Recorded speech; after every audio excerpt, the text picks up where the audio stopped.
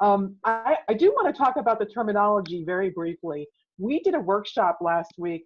About 50 modern elders got together, and I just was so eager about this book that I put on the screen, big old bold headline, Modern Elder.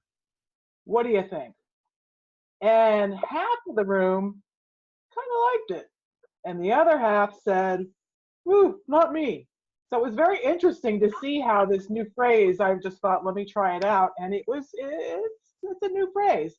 I happen to be one of the people that likes it. I think it's a really good description of possibilities. And it was interesting. So in the book, Chip talks about, in fact, he references in the 50s, the average age for someone moving into a nursing home was 65. Now it's well into the 80s. We've got almost 20 more years, like even on that extended runway.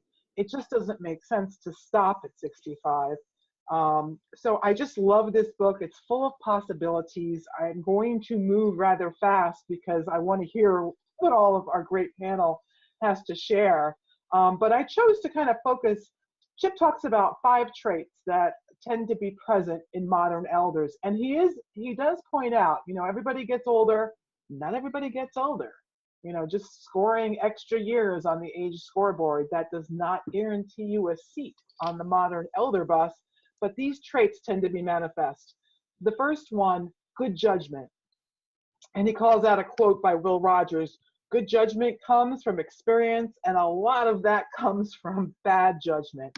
So modern elders have been around for a while, and we've done good, bad, and everything in between, and we have the battle scars to show it, and we can be those guides on the side for younger generation.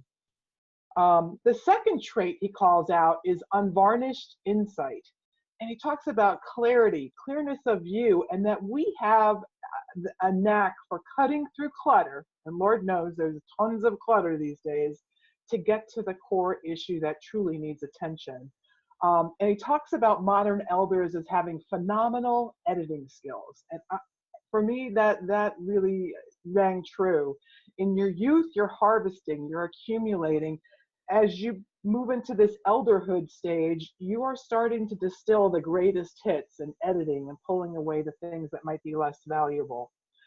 3 is emotional intelligence, EQ, this concept of listening first, connecting first, and then perhaps, weighing in, as opposed to sometimes elders can be, look, you youngins, get your nose out of the device and start to do this. That is no way to advise.